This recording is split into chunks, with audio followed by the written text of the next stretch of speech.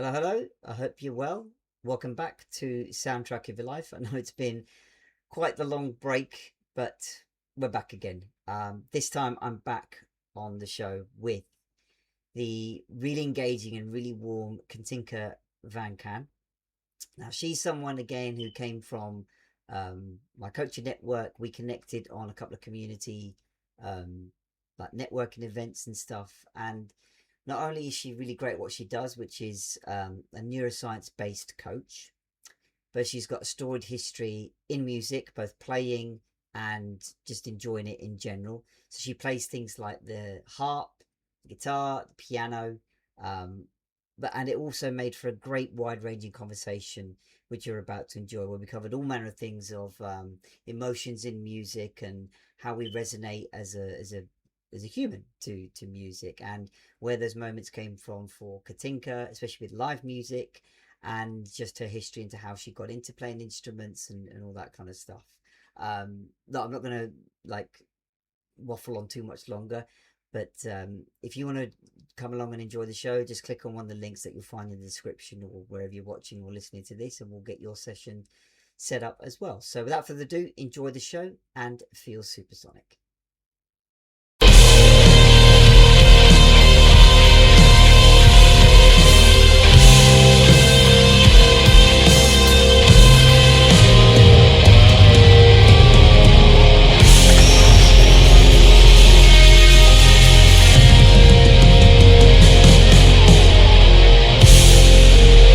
Hello, hello. Welcome to this week's episode of Soundtrack of Your Life. I know, again, it's been bloody ages since I've done one, but life takes us where it will take us, right? So, at the same time, I think, what do they say? Absence makes the hearts grow fonder or something. So, this is very much in vain with that statement, because I have with me today the really energetic and lovely Katinka.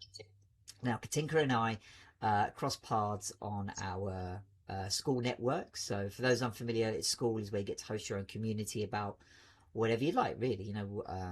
Sharing values, sharing what you do, bringing people together, all that kind of thing. And Katinka and I have been on a few networking calls together where, we share space with other entrepreneurs and people in our network. And the first thing that caught me about Katinka is, in her background, as she's got a piano. And she's also got a harp or two somewhere and a guitar somewhere. So I thought, right, music, here we go, brilliant. And through just engaging on comments and posts, and even on the calls itself, Katinka is very, as you'll see from this conversation, she's very positive, very energetic. And we spoke a little bit here and there about music and the impact it's had on lives. And look, if you're new to the show, this is exactly what this place is about. I believe we've all got stories to tell when it comes to how our lives, whether that's people, times in our lives, scenarios, moments, have interspersed with music. So songs, bands, albums, soundtracks, theme tunes, film scores, whatever that might be.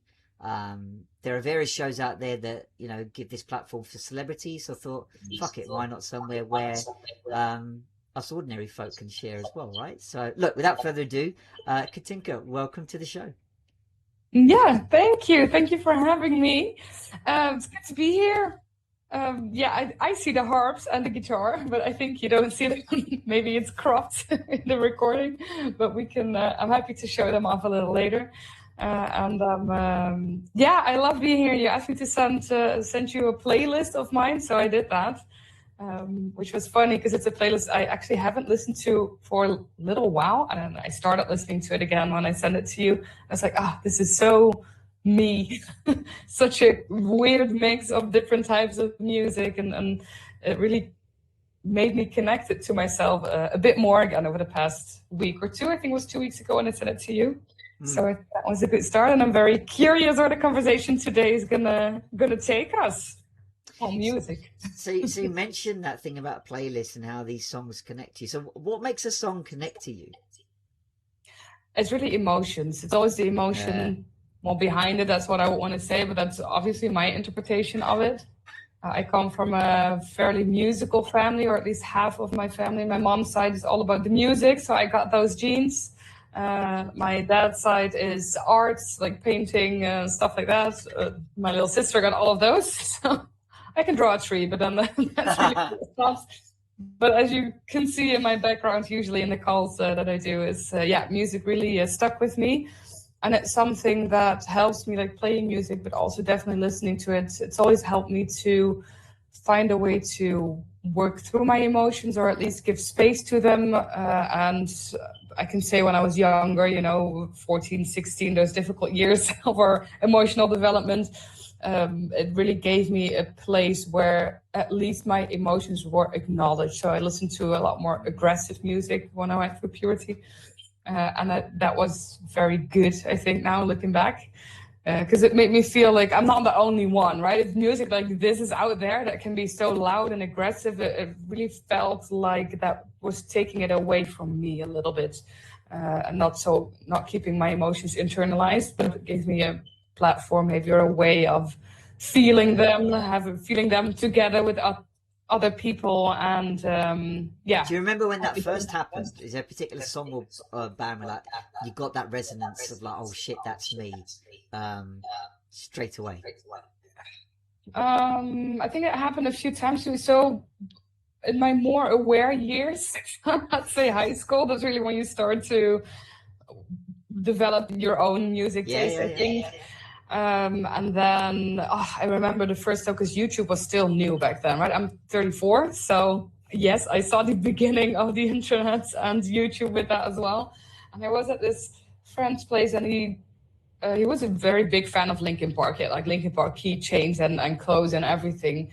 I didn't even know the band then. And the first song that he put on YouTube, I still remember, it was One Step Closer. I see the clip, like Chester's green hair and everything. I can see right there. And I knew, just like, what is this? This is something. And that was all I ever listened to still until today. I had the same with Evanescence, because there was a collaboration, Linkin Park, Evanescence. And I was like, oh, who's this woman? I feel like that is something or somebody I would want to be, maybe even. Okay. More of that idol, you want to be. And Amy Lee is a musical artist. She also plays the harp, but it's also in that a bit more emo, goth kind of corner of both the fashion and the music. The looks. I felt really acknowledged by that, by the music. I think those are the two main bands where I would say that's me. That's so cool. Well, you're right. Like when you say our tastes form in those formative years of teenagers, right? We're very impressionable. We're looking for that identity affirmation, I think. And it's funny. I think when it's those bands that you first find at that point tend to stay with you, even till now, right? They're very formative. They're very identity affirming, right? And it's something that stays with you as like, this feels a part of me. And when you get that resonance with a band or a song, then it's like, that got right into how I feel, what's going on. Very supportive. And also the scene around it. I think especially with a band like Linkin Park, they're known for it as well, that they have such a solid fan base. They've always had that, like Linkin Park Underground. And that is something. So I started going to concerts and festivals when I was 15. So I was 15 when I went to my first festival. My mom allowed me to go for a day. And then when I was 16, I went for the full festival, which is like half an hour drive, I think, from my hometown. So nice. With a few older kids, yeah.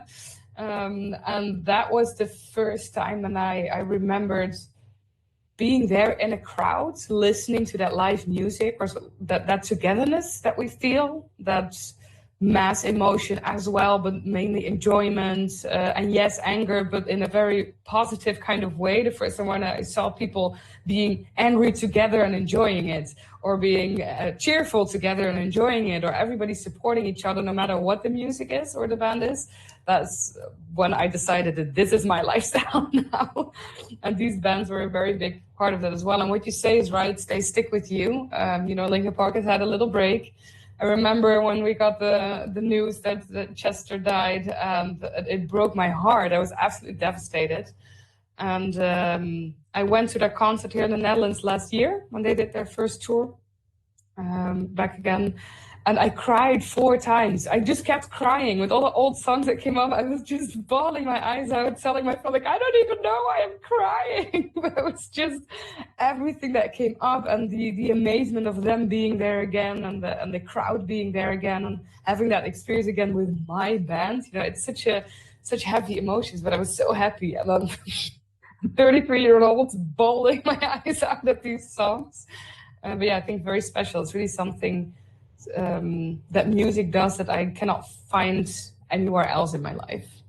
There, when you said the words "my band," that literally, hit me here too, because your band is your band. I feel like no one else gets to dictate that for you. And I think when you say it in that way, you drop all those inhibitions of like somebody else has to get it, or I need that resonance from other people, that acceptance, because it's just your connection. As you said, crying, like that's how, as you said, music has this innate ability to reach in and really gives the space to what you're feeling come up. And sometimes you can't even articulate it. Yes, there's grief or tragedy associated with it. Chester not being there as a band member, seeing them live, seeing them with everybody. It's true, and it's like all those old songs rekindle those old memories and stuff, right? So I had exactly the same with Oasis last year. Apart from the grief and tragedy part, it's just like, to try and describe to people, I just say it was joy unconfined. Like wherever you looked, it was the t-shirts, the hats, the sunglasses. Doesn't matter what gender, age, color, like height, anything. Like you're all there for the same reason, and the unity you got for many a story I saw and both experienced, like you'd be best friends with a stranger stood or sat next to you. You'd be buying each other drinks, you'd be sharing stories. You've never seen them before, and you probably never see them again, but for just those 3 hours or even 5 hours, if you're there for the support acts, you're there as one, and it's just incredible to experience.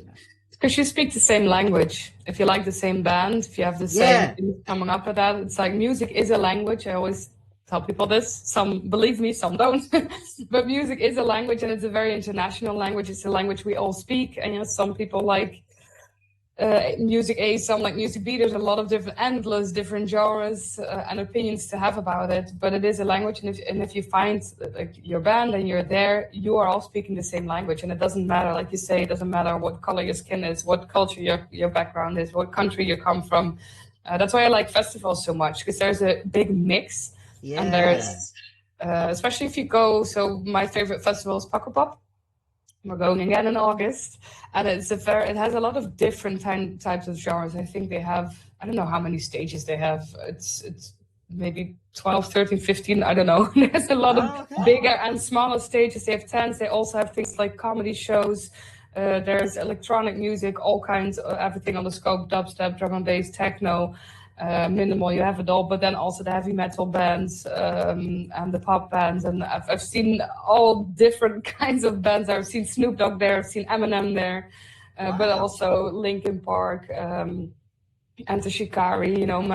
It's everything on the scope, which makes it so much fun because you can go with your whole friend group, and there's always something for anybody to enjoy. But also everybody that you meet is like, oh, what band have you seen? You can have conversations. And sometimes these conversations are, you're going to the whole techno lineup. That's the only genre that I don't like. So I can just tell them, I don't go there. I think that music is shit. And then people are, no, you should come with us. If you come with us, then you will understand it. And then I never do, because I still hate the music. But it's being there and with people being so enthusiastic, even if it's a type of music that I don't like. But it's not about that. It's about being together, enjoying it, trying to force your music onto somebody else. That's just it. Like, did you ever experience either being on the end of or giving out the idea of like a music snob? Like, my genre is better than your genre. Yes, I have that. Yeah, I had that experience a lot. And Good. I'm glad it's not just me then. yeah, no, it's definitely not you. So I've studied also at the conservatory. You'll find a few there. So I did school music and I only did it for a year and then they kicked me off. But that's when you have like people from jazz think jazz is better, from classical music is better. And some people are open-minded, some are not. And especially in education, if you are focused on one thing so much, then that is the thing, right? Otherwise, you're not going to make it. So that makes sense.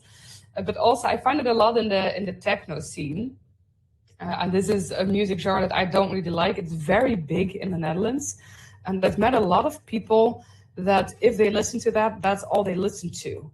And I always say, for me, that is a red flag. If somebody only wants to listen to one type of music and constantly lives in this world where this is the music and all other music is not as good and everybody should only listen to this, I call it a red flag. And I think it has a lot to do with then you're living in one type of emotion, one type of view of the world, one type of sphere, kind of.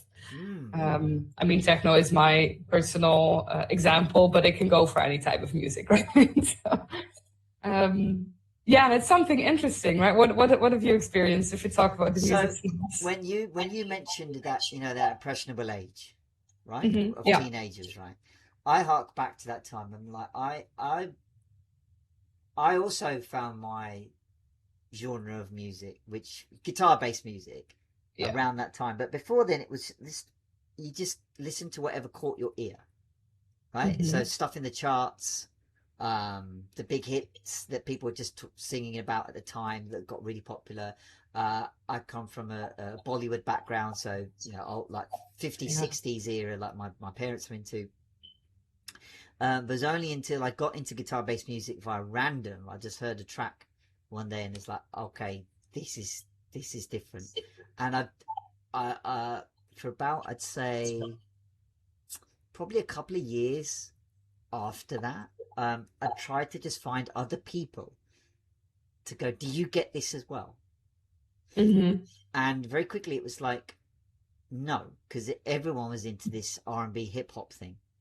Oh, right. Yeah, especially from my background of cultural wise.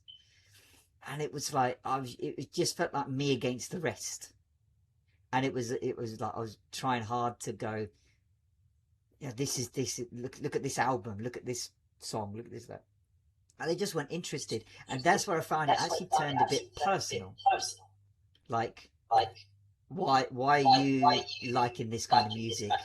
You should like what we like. Not in a, and they wouldn't like go, here's this kind of music kind of thing. It'd be like, I'd try and share my music, and they'd be derogatory of it, and then derogatory of me for actually liking it type thing. And they'd actually use it as a kind of wind-up thing. And that was something I didn't deal with very well at that point. But by and by, you just, I guess, through learning and experiencing, you just like, do you know what, fuck it. I'm not here to convince anybody now, actually. It's like, if I get it, that'll do. I was going to say that was your first lesson of if you're not in the right environment. Yeah. Change the environment. Like don't change yourself. But also, like, it is things like, as you mentioned, the concert going experience and just enjoying that more, along with the music itself when you're not in a concert. It's like, yeah, this feels right. This feels me, and I think from then on, it's been like, you know what, I don't get me wrong, I still have bouts of music snobbery. I think I especially feel nowadays, but like you've mentioned Linkin Park and Evanescence, right? I've mentioned Oasis. Those kind of groups will be mentioned in 5 years, 10 years. But are we going to talk about today's people and music in the same manner? Yeah. I have my doubts. Yeah, absolutely. Because I think, as you said, all the thing you mentioned about music being that vehicle for emotions and stuff like that. And look, taking into account what you said about people find their own music and, to whatever people are into, it's fine. But it's like, I don't know, have we just lost that sense of music being that unifying factor? I have ideas about this. Go on. theories. Let's say I Go have on. theories based on nothing but my own observing life and society. Let's have it. So, because I absolutely agree. I think, and it's been going on for a while. So Linkin Park used to be top 40 music, Evanescence as well. Yeah. That was TV music, was what we saw. Eminem, it was what I was waiting in front of the TV to hopefully today we're gonna hear that song. You can almost not imagine that life was like that. So it had a certain excitement, but it's very intertwined with identity, right? You identify with a band, with the music, with the clothing that they wear, with the way that they perform. And that's why some people like some bands and other people like others. What I've seen happening is a few things. So the top 40, everything is starting to sound more like the same thing. And the thing about top 40, like the mass is the mass for a reason. We need that as well. We need like the mass so that we can break away from that if, the few of us that want to and can have a different identity. That's also not for everybody. I had to learn that it's absolutely fine. If you're a top 40 person, then that's also a great identity to have. So stick with that. But the last decade or two, what you see happening with the music development is that there's not a lot of new things anymore.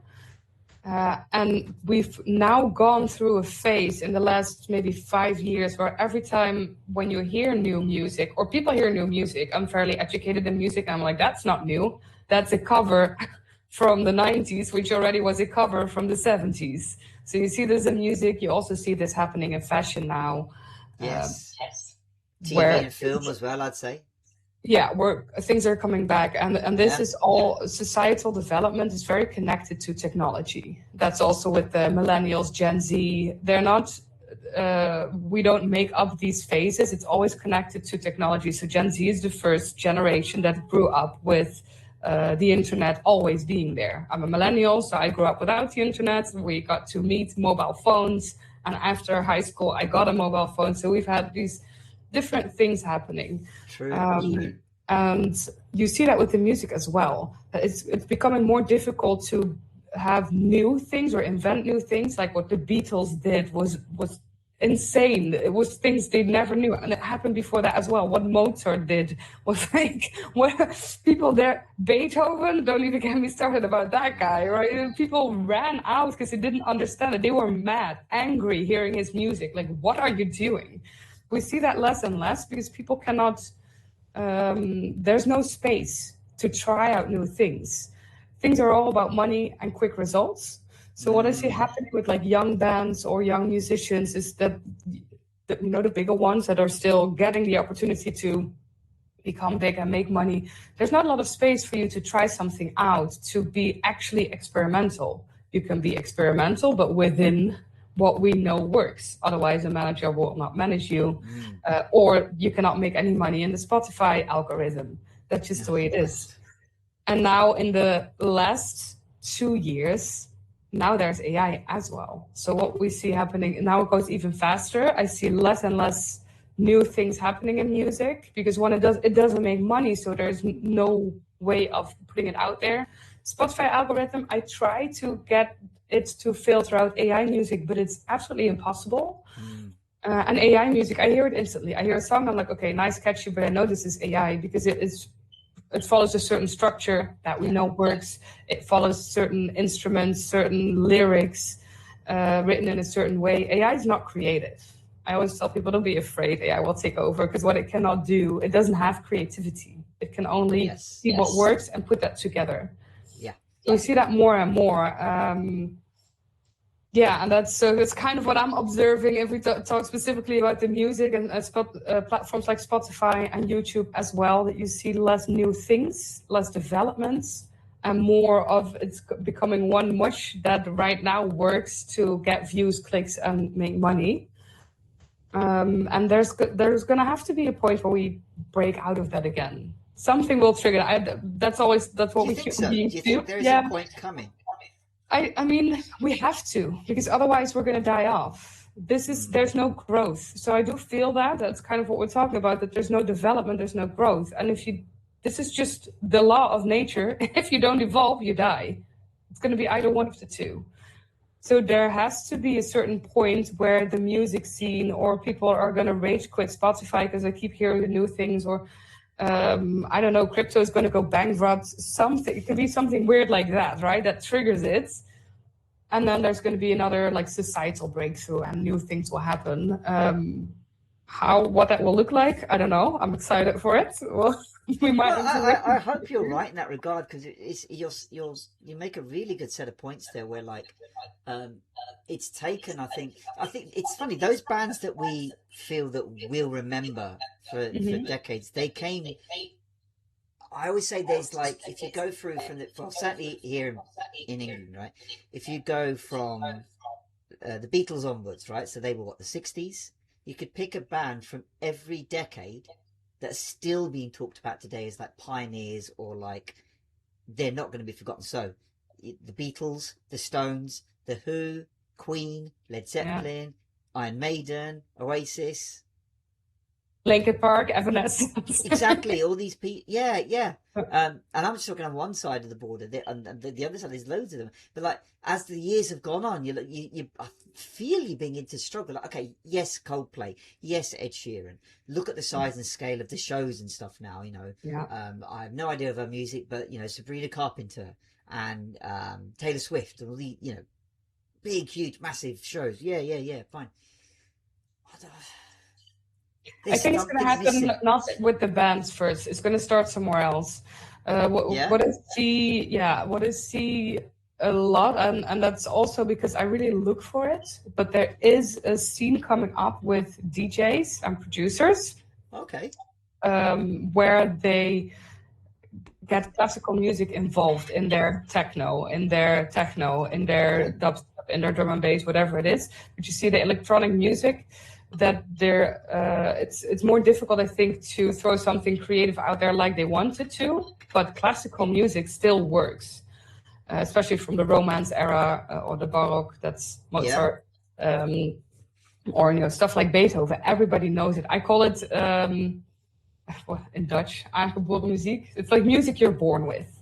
We know it, we hear it, and there's a reason for that. There's scientific things happening that trigger things in our brain, in our bodies, with the vibrations. There's a whole science behind music. Wow. From those eras, why that works. Why, if I say every brain now is like, and you need to finish it. It's like programmed in us. And I see that DJs are picking up on this and involving it. And that is kind of how you can make a bridge, take people away from the familiar in certain steps. So I want to do something new with my techno, but I need to throw in something familiar and make that something new. And I found that very, very cool. Like, I'm following this Italian DJ now who does it with techno, which is not a kind of music that I like, but I love classical music. And he throws it in there, and now I can actually enjoy, not only listen to, but enjoy techno. And then he has all skill with fire and stuff. They're like, that is great. And I think we need more of that. And that's something that will be coming up together with shows. And we have like insane laser shows and visuals and all the weird shit we can do these days. Oh, absolutely. That's how we can break out of that mold of this is what the algorithm decided we can spend our money on. Yeah.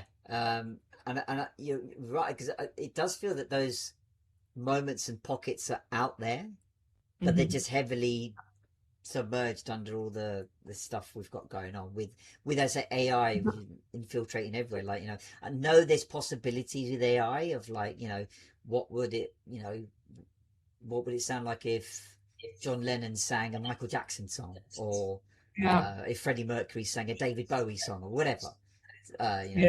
Voice artist. It's like, it's nice to have that imaginative outlay, but as you said, in terms of music, to get us, to achieve that kind of era-defining cultural thing, you're right.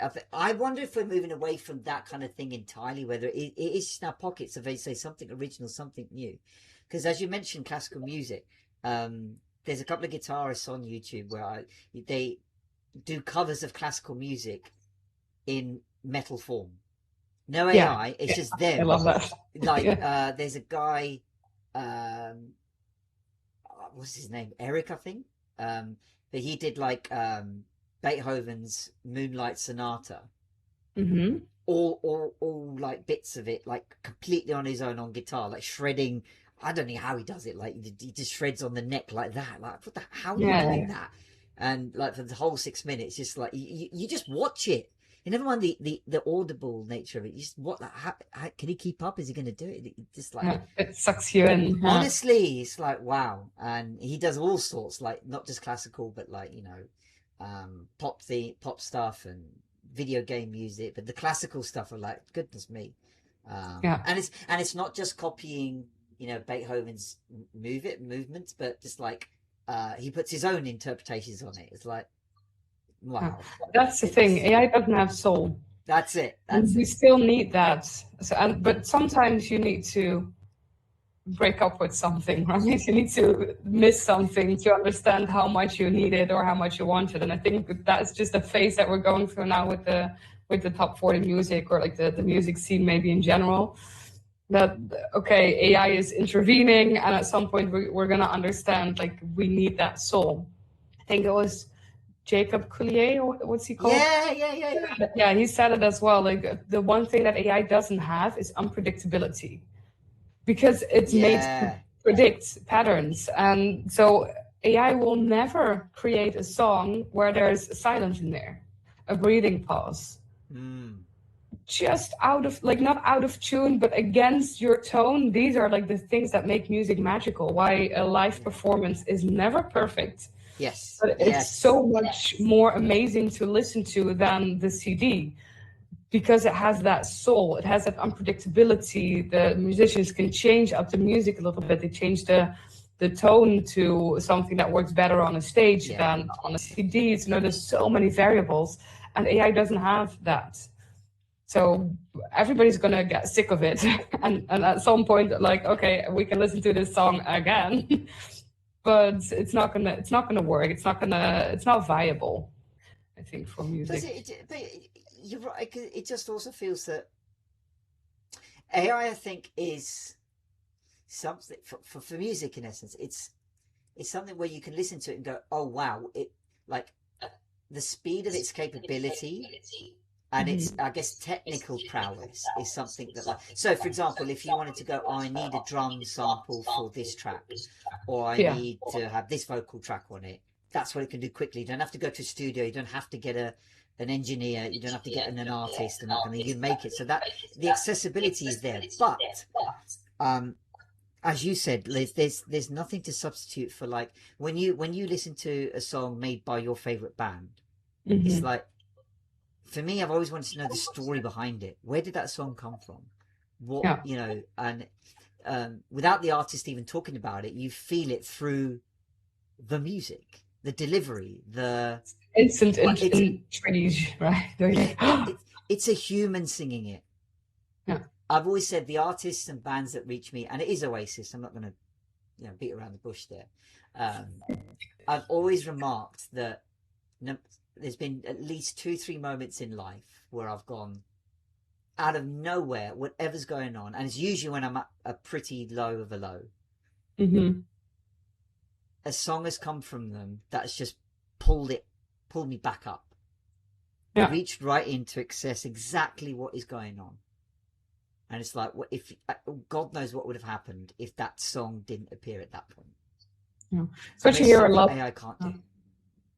Yeah, exactly. And you hear it a lot. So I think Youngblood is a very good example of a band that has that as an identity. Like, every time that he's around his fans, people say, "I'm only alive because of you." And he always says, "No, you're not. I'm just here writing songs and singing them for you. You are the one that did the work." I think that's a very important message. But we all need something to, you need a ladder to get out of that hole in your life. And that can be a friend, a family member, a therapist. Music is a very powerful thing that does that for a lot of people. And it's always the artists that have been there, right? Or are there, because, I mean, Chester Benningfield is a very good example of that. Kurt Cobain as well. I mean, we have a whole club of them, the 27 Club. That there's a reason that you feel so understood, because these artists that make the music are telling your story. I think that is that human connection. We have that with musicians. We have that with artists, with painters, with people on stage. If you watch like musicals or stuff like that, sometimes I've seen at art shows when there's just a painting and somebody stands in front of them and starts crying because they feel so connected to it. Yeah, That's what absolutely. art does. Yeah. Do you think for you there's a particular emotion that music brings out in you or for you, or you feel that strongest sort of anchor to? Well, it's by now, it's all the emotions. I think I can use it very well, and I see that I am going through something, or I'm very on top of my personal development. I have to, as a coach as well, because I cannot be down and do a session where I have to be there for my clients. So I need to be very on top of my own process as well. And it's been a very good and healthy tool. So if I know, like, okay, I'm sad about something, there's certain playlists that I have, or songs or bands that I listen to acknowledge that. But I also need to switch at some point, because otherwise I'm going to drown in my emotion if I keep listening to the same song over and over again. So I need to find that kind of route through music. And this is something. So the playlist that I sent you, it's I called it To Cover. It's all songs where I listen to them and I feel at some point, oh, this is something I might want to cover, and that can be, played on the piano and the harp and the guitar, or singing it. Not going to say that I can play any of these songs, but that is a connection that I have with the songs. If you listen to the whole playlist, and I started this maybe even around COVID times, I think could be. You almost feel that if you listen top to bottom, that whole playlist, you just feel there is different phases, different emotions happening. It's a whole connection. You have this on the album as well. There's a reason why Linkin Park has his muse also. There's a few albums where people are very critical, like, I don't really like the songs. I'm like, it's not a song, it's an album. You need to listen to it front to back, because there's a storyline in it. There's a narrative to it. Yeah, you're not going to pick up a Harry Potter book, open it up at chapter 9 and say, I don't like this story, I don't get it. That's not how books work, that's not how albums work.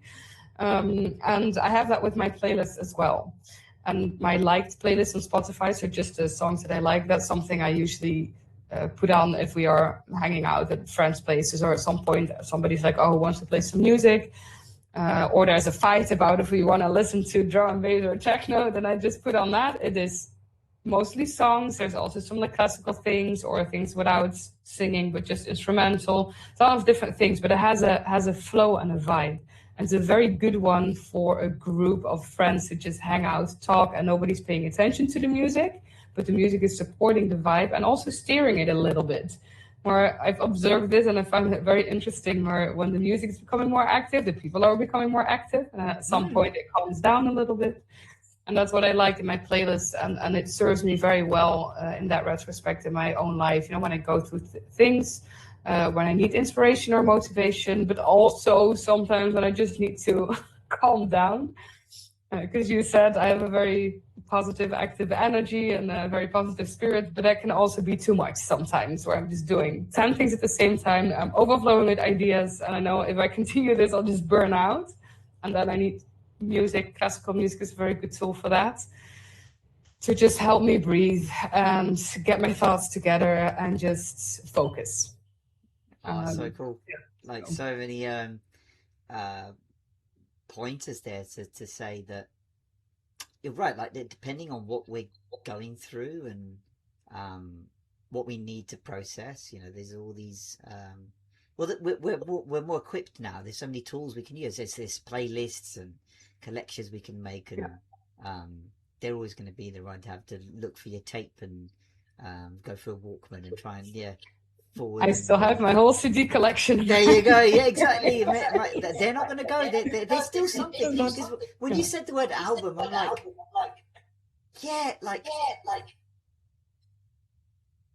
so many classic albums we can think of and bring up. And again, I think that's a missing thing nowadays, where yes, albums are still being made, but it's like, is there narratives going through? And it's like, I think there's a reason where like these top whatever they are, top 10 bestsellers ever in whatever country, it's still the classics that are up there.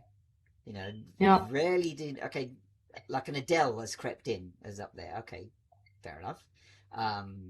But it's still the Beatles, Michael Jackson, Oasis, Queen, Dire Straits, all these just like classics just sit there, you know. Yeah. And even it doesn't have to be about bestsellers. It's just like, so I'm reminded of like albums like, so the Sex Pistols, never mind the bollocks. One album they made, yeah, it's like you'd think of punk rock, that's the album.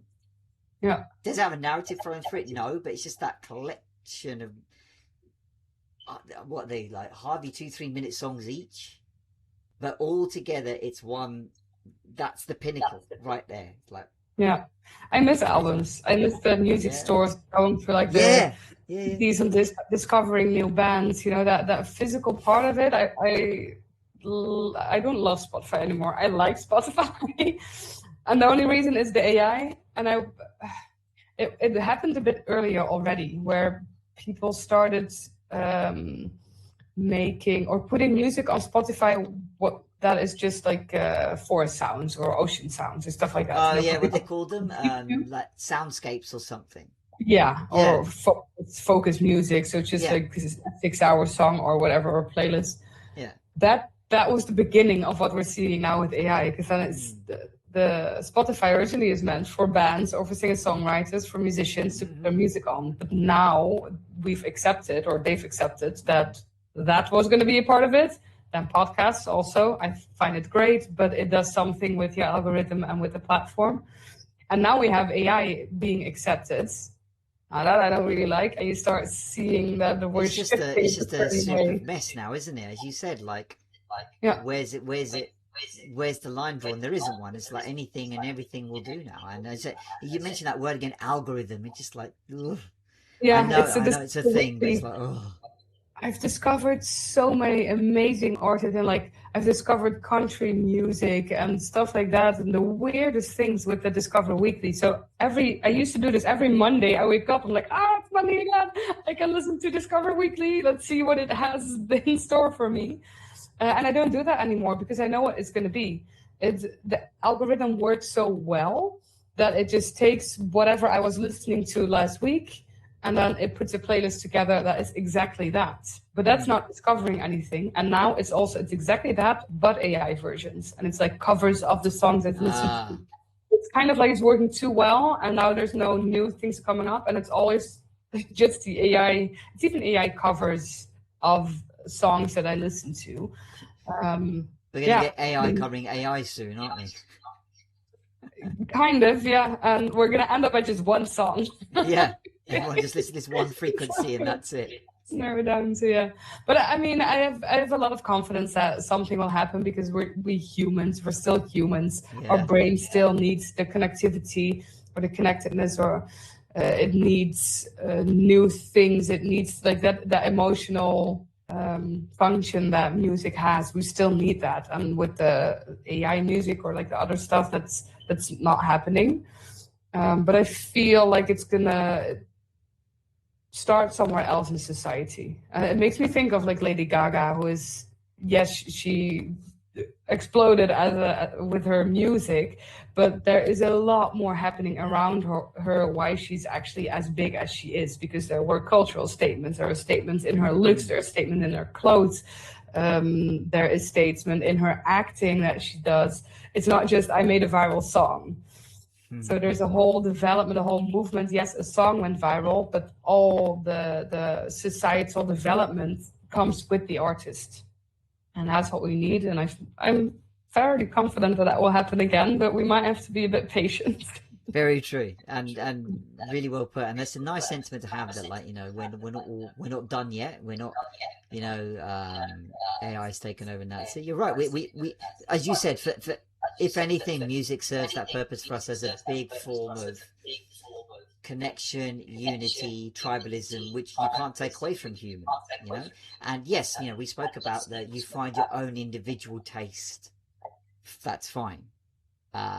We don't have to have others validating it for us. But when we get that resonance, it's like, I akin it to like I know you're not necessarily a sports fan, but I akin it to when you find a fellow supporter, you know nothing about them. There is like nothing in common, but you either spot, you know, your team's like badge on their shirt or bag or whatever, instantly you're the same team, where we can connect on that, you know. And music does the same.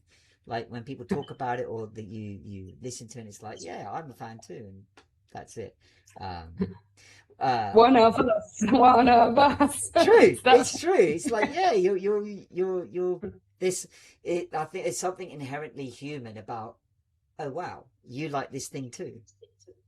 Yeah. It takes, I think, do you know what? It just takes us back to I think when we were kids, like when we were at school or wherever, and like you just got on with someone, you resonate with someone over the smallest thing, you know. You like the same game or toy or whatever it might be. You're like, oh, there's someone else I can spend time with, resonate with, you know, and we carry that on. And music is always a part of that. So it's your mom singing you to sleep when you're a baby. It is your teachers singing you to have you eat in a structured way, you know, in elementary school. Toys have music in them. Games, video games, any type of game, you know, they have music in there. Of course, TV. You know, have you seen I Am Legend, the movie? A little while ago, yeah. It is a little while ago. Yeah. If anybody hasn't watched it, go watch it. It is very creepy. It has a very, I don't know if you remember watching this, but it has a very feeling of being all alone. They did it very well. That's the ethos of the film. But it creeps up on you. It makes you actually start feeling uncomfortable at some point, and it's more scary, this movie, than other movies. And the reason why is because there's no music in there. So they took the music out. Normally you have the suspense building up, and what they did with I Am Legend is they made it silent, because he's there on his own and there's no music. So when he is watching a street, seeing if the monsters are there, there's actually just silence. And that feels so dangerous. No people, no music, no nothing, that you're just left there with your own emotions in that movie. That completely creeps out to you, and I found that amazing when I figured that out. I'm like, what is it in this movie? And I saw this in an interview, of course. They said, like, it's because we left the music out. I'm like, that is it, and we cannot do without. We cannot grow, flourish, be happy, feel connected without music in our lives. That's an amazing point. Go watch I Am Legend, because it's very. I might have to rewatch that now. Oh, because now you'll be aware. It's even worse. Well, that's a really good one, because it, as you said, it highlights the power of, as you said, of silence. Yeah. And when you get stark examples like that, you're like, whoa, and you feel that as well, right? You're left suddenly alone with only you in your head and your thoughts and your emotions. Like, whoa, okay, I'm gonna have to rewatch this. Yeah, I'm curious what you think. Okay, so can I ask a question about your head? Yeah. Do you have music in your head sometimes, like stuck, or songs in your head, or? All the time. Oh yeah. So do you ever not have that? I'm wondering, because I always tell people I have always a song in my head. Sometimes it's even two at the same time, and then people tell me they don't, and I find it interesting to see how does that work. Yeah, I think when you practice, I say practice, but when that just becomes a recurring thing, because you know neuroscience, right? So neural pathways firing constantly to form that connection. So when I asked you before about anchors between emotions and music, for me that says like I feel the music that I've tuned into always speaks of a universal truth. So that could be like melancholy in the present, but hope for the future, for example, or hope in general. Or it's funny, like Noel Gallagher said it best once, of like, I don't write songs specifically about my life or what's going on or whatever, my people. He's like, I write a song and I'll leave it to the person listening to it to interpret it as how they want to. So when people ask me, is this song about so-and-so? Is this song about it? And he's like, wherever you think it is. Sure. Yeah. And the reason I mention that is like when I come to, so when you ask me, do I have a song in my head? I'm like, yeah, because that band in particular, and then that line of music has always given something where, like, if it won't be a song in my head, it'll be a lyric. Like, so a lyric from Bittersweet Symphony will come along, or a song from the Smiths. So I've been, and I will get around to do this. I will. I've been mindful to create some covers lately that just came out of a situation that spoke so easily about it. Yeah. So there's a Smith song in there, there's an Oasis song in there, there's a Verve song in there, and it's like, it'd be nice just to, I'm looking at my guitars now and actually just record that as a means of expression. So when they're in my head, it's like it just feels natural. You don't give it a second thought. Yeah, beautiful. So it never annoys you. If it's an annoying one, yeah, it's like, oh, fuck off, get out. Like, it'd be something. Usually, it'd be an advert, because I think adverts have just gone to total shit now. It's like, oh. Yeah, they're so good though. I like advert tunes if they're good, but when they get stuck in your head, they usually are, because that's also playing. They're playing with that internal system that we have of why something is catchy. A certain tune, a certain tone combination that sticks with us. Yeah, so it's just the psychology behind music is so interesting. And something that came up when you said about the bit of the neuroscience and stuff, it's so good for your development. If your child is bad at math, put them on guitar lessons or piano lessons, just because playing music or learning an instrument, you have to work with both hands, sometimes hands and feet. If a kid is playing the drum, there's all different things, all these different parts of your body you have to become aware of and understand how to control them. And that's also communication between your left and your right side of your brain. So I'm super dyslexic. I really, really tried learning French, and I know my French teacher probably still doesn't believe me, but I really put the hours in, and it's just my brain just doesn't do it. At some point, I thought, I cannot speak French, I don't understand French, I was not capable of learning French. But I know music, I speak music. So I figured, what if I just learn a French song? And it took me maybe an hour. I picked a French song. It's also in that To Cover playlist that I sent you. And so when I sing along with it, people tell me I have to believe them, but they say it's almost like you're native in French. That's how well the pronunciation is. And it's like, yeah, and I have no idea. Well, I know what I'm saying because I looked it up, but no clue.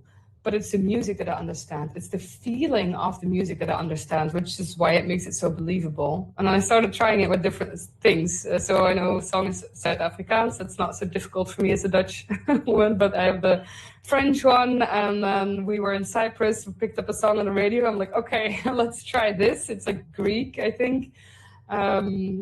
Easy. It's so easy for me. And it made different languages accessible to me. And also when I saw this is a different way of connecting to language, which is such a barrier for me because of dyslexia as a learning disability. And it was never possible for me. And now I can speak Spanish with a friend of mine. I can watch Spanish movies. Duolingo helped, but also, and it's like, oh, if I start listening to Spanish music, then maybe it will be safe. And it works. My brain saves it when it's connected to music. Now it understands. Now it knows how to send things from left to right or whatever doesn't work with dyslexia.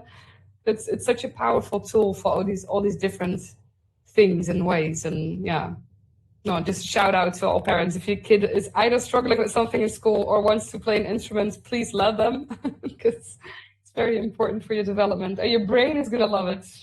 What a beautiful message. And it's like, so much truth now, because that osmosis that our brain has through just, as you said, listening. It picks up on all kinds, as you said, like, it can be, as you said, gateways to languages. I experienced the same with Hindi. So like my cultural background is Gujarati, and that's the same thing. Everybody around me spoke it, so you just sort of take it in.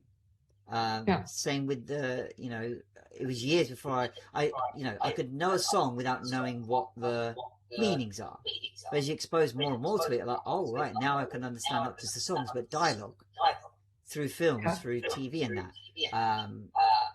I don't, heavily connect to it, like constantly absorb it, but it's like, okay, I can appreciate it, I can see it, but you're so right, like the osmosis that we get from learning it, and I always feel it stokes our imagination too, like as you're talking, and I remember this video on YouTube where, like, it's a channel, what's the channel called now?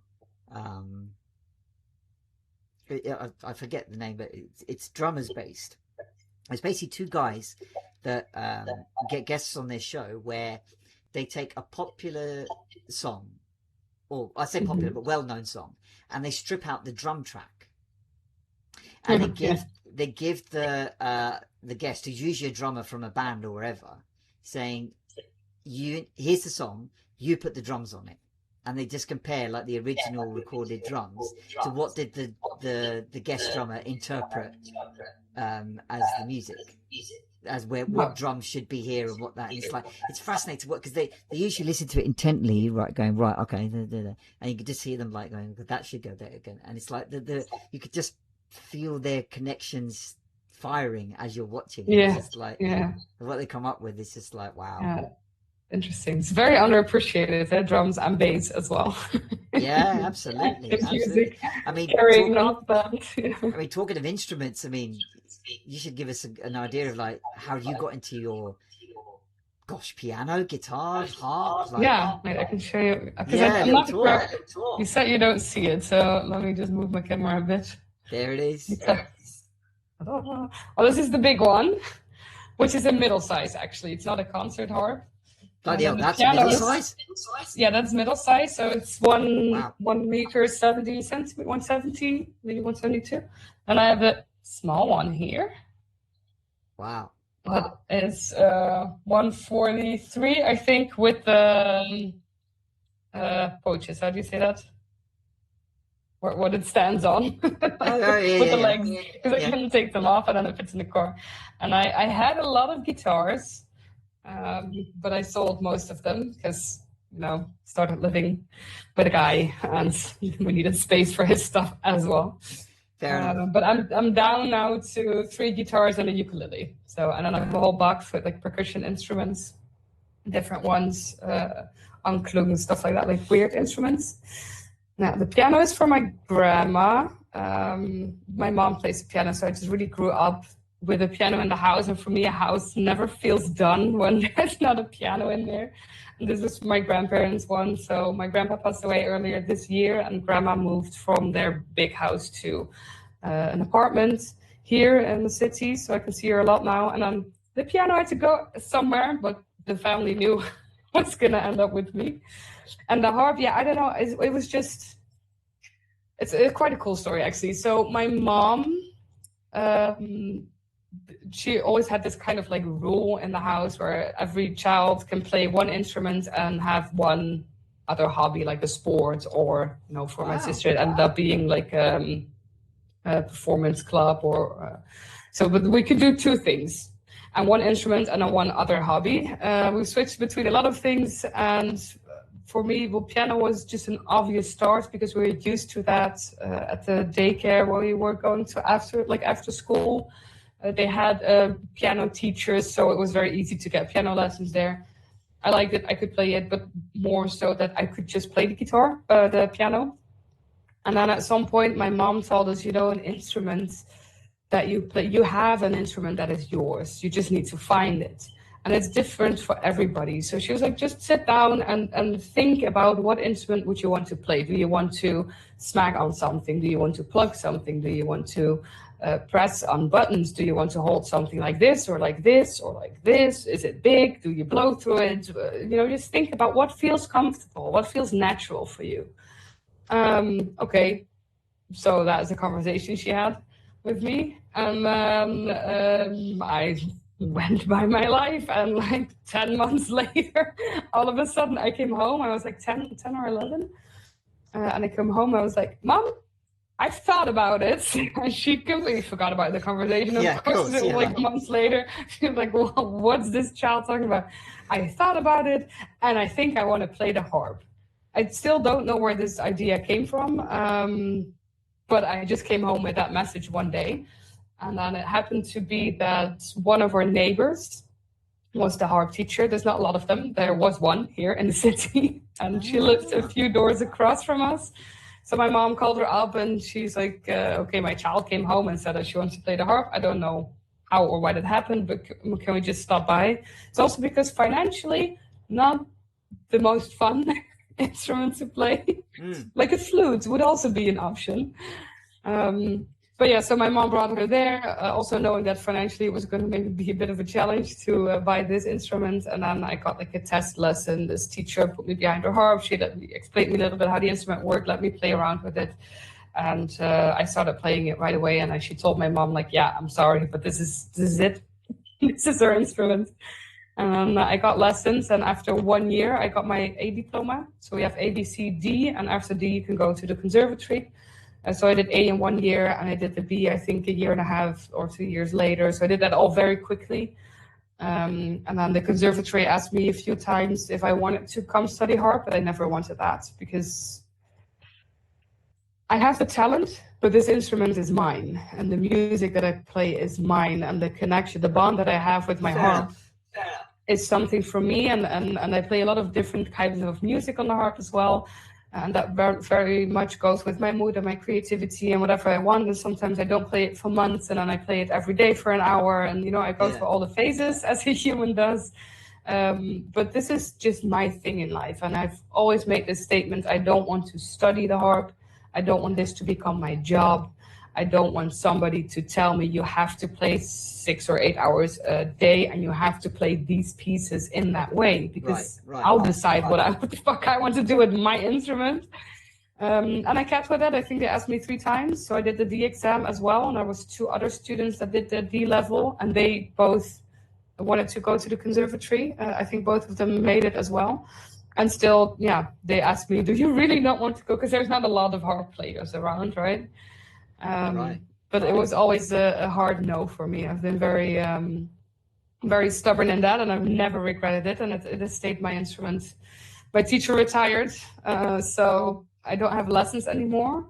There's been new teachers, but that's maybe something that musicians recognize. If your teacher quits, that's also a very personal thing. I've seen it a lot. Sometimes people just quit their instrument altogether. I haven't done that, but I never really got back to lessons because I was like, nobody can teach me like she could. But my harp group came back together last year. So we got a message from the new teacher. He's like, I talked to Bess, it's my old teacher. Bess is B flat in Dutch. So it's a fun name for a musician to have. And she called her up and she's like, yeah, I know you had like some harp groups. How did that work? And she just gave her the WhatsApp groups. And she, one day I got a message like, hey, do we want to start this up again? And then all 6 of us were like, yes. And we just started that. So I have the group again, and it's been a lot of fun playing with them, performing, and staying connected to that instrument. But yeah, here at home it's just mine to do what I want. No, I love that. I mean, like as you said, when you reach a point where you don't need it to be, as you said, all mechanical, like going through all the grades and all the diplomas and all the pieces and all it's like you play it for you. I feel exactly the same with guitar. I've never had a lesson. I picked it up, what was that, 17, 18? Again, all my favourite artists were playing the same message, like, if we can do it, then anyone could. All right, I put that to the test. I literally got a budget guitar from a department store. This is before YouTube and Google were a thing. Oh, so, yeah. Tabs, store copying them. That's it. Literally, I found a static web page that said, right, this is a neck, this is a fret, this is a chord. And like, okay, got all the blisters on my fingers. But where it really started is like I was just round a friend's one evening in the summer, and I mentioned I'm learning guitar, and he looked around the garden where everybody was around, and he pointed at people going, he can sing, he can play anything, he can do bass, he can play guitar, you're learning, we should all form a band. And we did. And it was like 6 weeks of the most... We didn't know what the fuck we were doing half the time. We knew we could play, but could we ever get it together? And I'm still learning. I can play, and it's like, what's going on? I didn't even have a pick. And the funny thing is, this how daft it got, right? Instead of getting a pick, I cut out a pick shape from an old credit card I had. As we did, yeah. And people looked at me and say, "Is that an old credit card?" I went, "Yeah." And then one day, the bassist in our group went, "Oh, for fuck's sake, get a proper pick!" And he just like got a whole box of them. And he said, "Here." And he said, "He's like 2-3 picks," and he's like, "That's just the fun we had." But I mean, because at the time we were all at uni, like we're all school friends from like growing up, but we're all at different unis. But then at the end of the summer, everybody had to go back to uni, and like we never quite all got back because adulthood took over, right?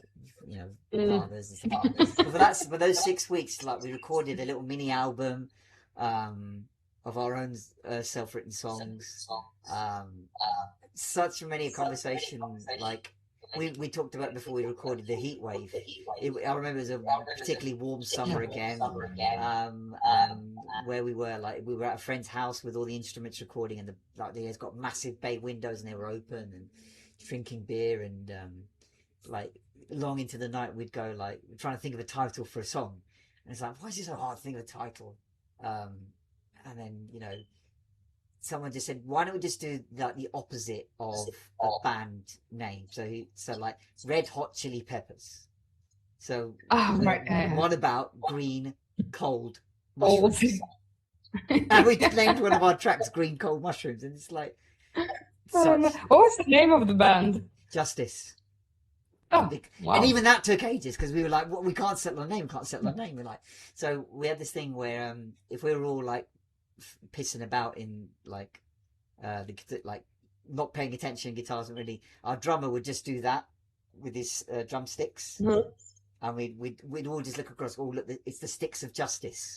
No idea where it came from. Sticks of Justice. And then as we were going along, we're like, what about Justice? Yeah, that's how good band names get born, with like a gimmick from the band itself. That's it. Oh, good. You still record things, right? I do, yeah. Justice never made it back together, unfortunately. Two of you. Yeah, that's it. It was short-lived. It was there. Our gig is on YouTube, where we played to about 20 people, mainly hecklers of our friends, at the local football centre. But it was fun. It was just like, and actually quite poignant because one of our he's not officially part of the band, but he's just always there. Like, so basically, he was the music teacher at school, where most of us went. So about a few years older than us, but like we just got on with him, and he was just a really nice character. Bit mad, but like totally like proficient at anything. You give him an instrument, he's like, fuck, he's good. So like watching that gig, we're like, you know, we'd be terrible, like missing our cue or the wrong bit here, the vocals going down, people just clapping after, and he would carry the song through with like a correct solo or a correct bit. And so the reason I mention it is like we lost him a few years ago. Oh, I'm sorry. No, thanks for that. But it's like so the drummer in the band, who's my friend, but he's really close to Johnny, his name is, and he like did the service and the all stuff for it, and he asked people to send in your memories of Johnny. So many people mention music, whether they were estranged from him or stuff from us, but just like, we just marveled at how good he was at music, because he was like, I think he could do classical, he could do jazz. He was in all the bands, like the orchestra at school, the jazz band at school, and anything. And just like watching the footage of it is just like, just makes you smile. You know? Yeah, sounds good. Well, send it to me. I'd love to see you. Yes, I will find it. And 4 minutes for 30 seconds. Yeah, and you'll see me in with my credit card picked there, just furiously trying not to Yeah. That's get great. it. I love that guitar thing, Yeah. music things.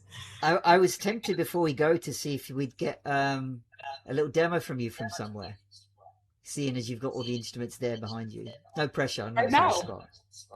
If you're inclined I've tried, but the problem is that because I tried it with a networking call, but then the audio muted. Cut in and out. Okay, I tell you what. I know you've got a clip. Do this. Can you hear that? Say it again. It's No, just I don't think it's coming. Yeah, I don't think it's coming through. I know you've got a clip elsewhere that you can share, so you feel free to put that. But Katinka, thank you so much for joining me on this show today. It's been I knew it'd be a great conversation, but the way it's gone is like, it's really good fun to hear your experiences and your stories and share that conversation.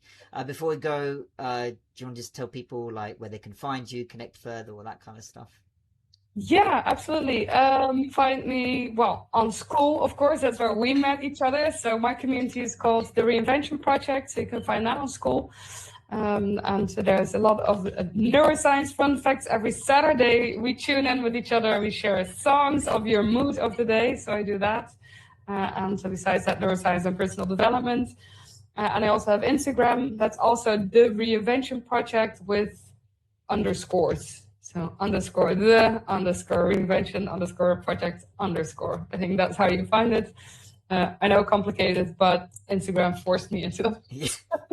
I say. And there, if you like music, I'm very creative with putting music in my stories. I always try to put a vibe in there, and that is actually one of the tools how I find new music as well. Is through my Instagram stories when I make them, and I look up weird shit to give a vibe. That sometimes I just still discover fun artists there. That will be a tip. Yeah, shoot me a DM. And thank you for this conversation. I absolutely loved it. I was looking forward to it. Thanks for postponing so that we could both survive the heat wave. No, absolutely. If we did that, I think we'd both be half collapsed by now. And the equipment too. Go, no, I can't do it. So absolutely. Equipment, and our brains were like music. Yeah, absolutely. I'm sure we'll probably have you back on the show again.